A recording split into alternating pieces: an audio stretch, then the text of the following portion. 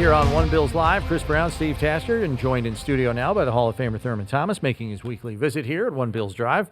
How we doing, Thurm? You danced between the raindrops to get here? Yeah, pretty much. Been dancing since yesterday, right? Oh, yeah.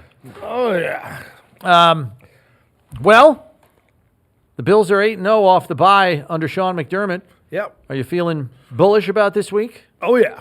Oh, yeah. I'm feeling Tell me why. really good. We got to start playing better. Yeah. Listen, if We have to start playing better. I can't reach my microphone. That's just the way it is. If they'd stop getting penalties and turning it over, they wouldn't look so sloppy and they'd play a lot better. And they'd score more points. Yeah, they haven't done things that They usually do. they usually do. Yeah. Penalties has been one of them. 30 penalties over the last 3 games.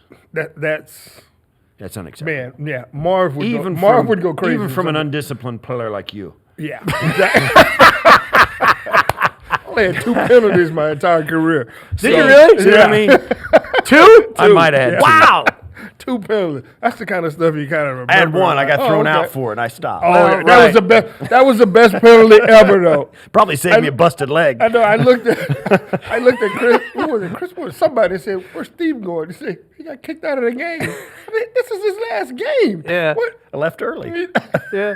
I gonna call it a day. apologize. Mike Carey, I go, Mike, did I get thrown out? He goes, Steve. And I right then when he said that, I was like, ooh. He goes, Steve, I know you didn't mean to do it, but my guy threw the flag and I got a call on you. And I didn't even ask why I got thrown out because I didn't realize how I barely touched the guy. But that's why I got thrown out. And I said, Mike, man, I'm sorry. I didn't mean to put you in that. I felt bad because he had to, I was the only team captain, Bruce and you guys sent me out there. Yeah. And it's like me, Brett Favre, Reggie White, Travis Jervey, the 3 Green Bay, and they're all like, hey, Steve, great career. You're the best. All 7 officials come up and shake my hand. Like 5 minutes later, You're being like, a donkey. Get out. Get out. I'm like, okay, I'm sorry. So then I he had feel some Then- roast beef au jus in the Forget all tunnel. that. You Forget went all ahead that. and ate all Oh, this yeah, thing. why not? Yeah. Forget that. Then Sarah called. What do you think she was thinking? What do you think my wife thought at home when she got all the wives at her house and her husband gets thrown out? Man, I had to deal with that firestorm. Oh, She man. wasn't happy. You did have a nice lunch, though, up in the tunnel. Yeah, Yeah, with He's my walking gloves up the on. tunnel, and one of the security guys in the tunnel, No, who's it was a locker room attendant. locker room attendant. And he said, hey, come on up and have a sandwich. You didn't think of it. They watched the game on TV together. Yeah, ate the a TV sandwich. the TV was like 12. It's like a 12-inch little. So That's yeah. a classic. That's a classic. So, Thurm, I want to know what your thoughts are on Rico Dowdle because the guy steps in for an injured Chuba Hubbard and he's ripping off 200-yard games from scrimmage and making it look easy. I mean, 2 of his last 3 starts, 200 yards from scrimmage. Now, one of them's against Miami, who couldn't stop a clock right now, and the other one's against Dallas, who has a porous defense. But Chuba Hubbard comes back last week, and he's more of the grinder guy between the tackles. Dowdle's got wiggle and shake and breakaway speed. I am stunned that they're even playing Hubbard as much as they are, Thurm. How does Dowdle have 2 200-yard games and he's sharing the ball? I was watching that last week, and I was like, man, Hubbard is in the game a lot. And coming off an injury, and I'm like, oh, my God, you got this guy who's been over 200 yards the past 2 games. I'm like, okay, he's a starter. He's catching the ball down. I mean, he's a You starter. got him. I think if you do that, the locker room be like, okay, no problem. Yeah, And the that's offensive right. line would be like, I get it too. Let's go. And that's It takes important you too. to another You got level. to kind of, and we don't know, but the locker room does have a kind of a voice in that. You got Yes. because the coaches are trying to think, what are they going to think? Trying to anticipate the reaction of not playing Dowdle when he's like crushing. And the only it. thing I can say with that is that because Chuba got a nice contract last year. So I'm just gonna say this. I tried to drill down on it a little to try to figure out why Hubbard got as much time as he did last week against the Jets. So first of all, he was a 1,000-yard rusher last year. Yep. I think it's clear, we can all see, he is not the same athlete as Rico Dowdle, but he is a veteran in that room and he's a respected player in that room. Yep. And so I think Dave Canales is trying to walk a line here where he doesn't just say you lose your job outright to injury. But I don't know how you ignore the production. This guy's helping you win football games. What is Tom Brady and Drew Bledsoe? You're out there now, Rico. Yeah. And you're on the bench. And you're still going to get some playing time. But And one more thing. I think if Hubbard plays that much this week, you're helping the Bills. Yeah. Because Dowdle's not on the field. Yeah. Yeah, and you got to remember, too, Dowdle is a Carolina Panther because he expected to be paid by the Cowboys. And Jerry didn't want to do it for whatever reason, but he had earned it with the Cowboys. And said, well, forget it then, I'm out. Yeah. And now that's how the Carolina Panthers got him. So he was a quality back last year with Dallas. Yeah. And now he's showing exactly the same thing with Carolina. And now, and you're right, we had on Anish Schroff yesterday, the play-by-play of the Panthers, and they said, these are first-world problems. Right. They got two guys that are killing it, and they got to decide on one. Third in the league in rushing, that team. I mean, the Bills are first. Carolina's third, though. They can run the ball. And we're having this is just the kind of game you'd like to watch, Thurman. Yeah, it is. It's just the kind of game I would like to They'll watch. kick it off at 107. It'll be over at 220. Yeah, exactly. So That'll last about this two. Is I mean, and look, I love Andy Dalton, veteran guy. Yeah, probably going to start. Probably going to start. And it was like when we talked about with the Jets, you would want Fields to throw the ball 40 times. Yeah. Andy Dalton doesn't want to throw it 40 times. He wants to hand it off. And I think what do you think though? And I'm not disparaging or I don't know. I almost am more afraid of Andy Dalton than I am Bryce Young. Because Andy nothing's going to surprise him. Yeah, but Andy's not going to extend plays either like Bryce Young will. Exactly. And Andy's I think Bryce was coming into it before Bryce. While Bryce is running around, Andy's already thrown it for completion. Yeah, Career against you the can Bills, say 6 that. touchdowns, 6 picks. Yeah, I get all of that. He might give us a couple. Yeah. I get all of that. And we need a couple. Oh, yeah. And we need a couple, too. So, I just, hey, look, he can probably win you one or two If Bryce games. Young and Andy Dalton were both 10-year vets on the team, who's playing? Yeah, that's right. Well, Well, wait a we minute. I don't don't know know Andy Bryce Dalton. Young. We I don't don't know know Bryce Bryce Young's Young's gonna 10 year. Yeah, we don't know what he's going to be 10 If he's years. the same guy now, if he's at No, he's not going to be the you same can't guy do now. that He kind can't of do now because comparison. they're going to get better players. I mean, All right. they're going to get better as a team. Right now, they're in the ball games every they're single 4-3. week. They're playing. They're winning And games. they're running the They're- football. You they're don't think that 4-3. offensive line is looking at like, okay, these guys, they can't stop the run. They're a half game behind the Bills. Okay. Yeah, they're 4-3. So 4-3 I'm at home, which is going to be probably They're a unbeaten Bills- at home. They're veteran 3-0. guy. I'll just say this: the veteran guy scares Yeah. me because he's I going to get get it. the ball out of his hands. I get it. Yeah. And now Bryce Young's got obviously he's got a bigger upside and he can extend plays, but I think one of the reasons he extends plays is because he's not seeing it. Okay. Okay. That's all I'm saying. You're entitled That's all to I'm your saying. opinion, That's all you're Steve. saying. That's all, as much as you want to poo-poo my opinion. Let me call the I'm Hall of Fame entitled to back. it. Yeah. Let me call the Hall of Fame back and take my vote Say, away. hold on a minute. Now. Wait. Well, let's rehash Tasker one more time before we exclude him.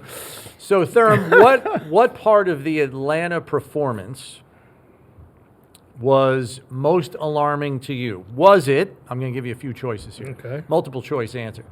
Was it the persistence of missed tackles? Was it the penalties? Was it the pass protection?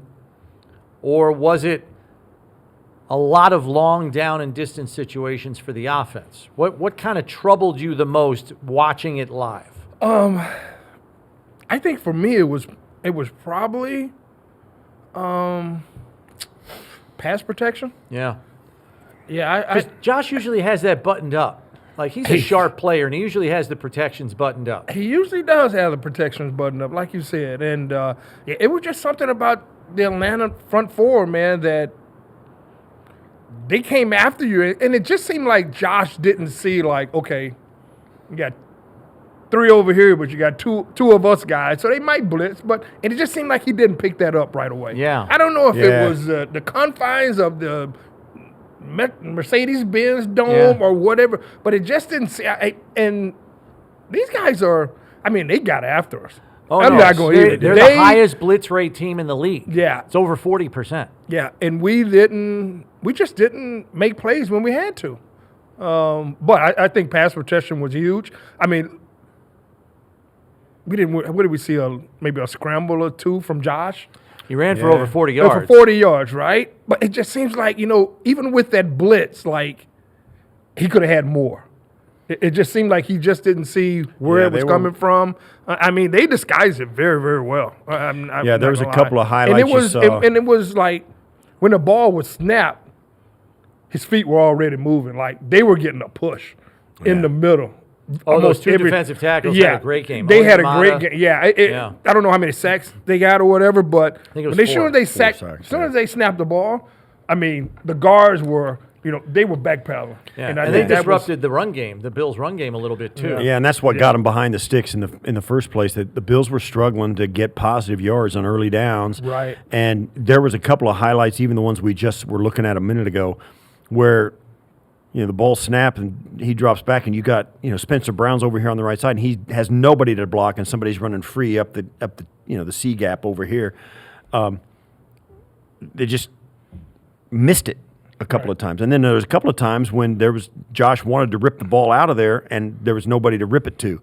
So I think it was a wide-ranging set of problems that they had that they all manifest. When you score 14 points in an NFL game, this team, something's going on. And then, do you think, and I've said this and I'll continue to say it, do you think because of all the blitz packages that they had is why Ty was in the game? Well, most of the third, I think all of the thirds down. I think, and one of the fourth downs. Well, we usually see Ty out there. He's the He's the third down back. Yeah, and we usually see him in 2-minute drill. And fans have been upset about this because you just paid James Cook $48 million, and you're down in the game. He's your best athlete on offense, along with Josh Allen. And he's not on the field. And on top of that, you don't have Kincaid and you don't have Joshua Palmer, who are out of the game already. So we know that James Cook is a more than capable pass catcher. Yeah. So what do you say to, you like Ty Johnson as your best pass protector? Fine. Leave him in the backfield. Can you split out James Cook? Can you go pony backfield? Like, what do you say to that? You need your best players on the field when you're down, right? You have to try it. Yeah. Put Ty at wide receiver.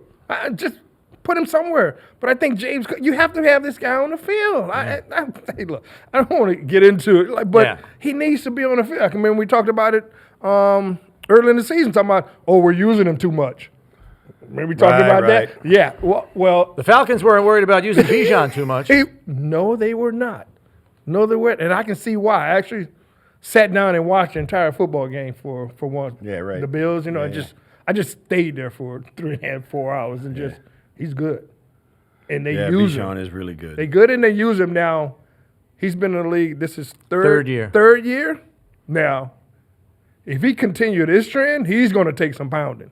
Like when they talk about the running back getting to 30, he get to 30, he's going to be beat up. If they keep using him like this and don't get better players to spread this around, because passing game, running game, he's out there all the time. He probably 80 to 85% of their offense. Yeah.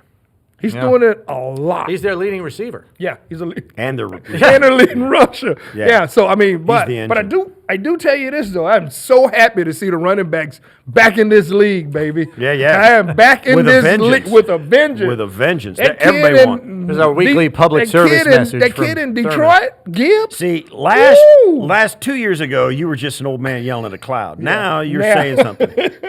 Now you're saying they are back. He needs to touch it 20 times today. He needs to touch it 25. Yeah. 2 years ago, you were just an old man. Now you know what you're talking about. I'm back, baby. Thurm, thanks for coming in as always. Absolutely. We'll catch up with you next week when they got another big one on the horizon. Chiefs coming up in Week 9. But we'll worry about Carolina first here and hope the Bills get back on the winning track. That's the Hall of Famer Thurman Thomas joining us here as he does every week on One Bills Live, presented by Kaleida Health. It's Buffalo Bills Radio.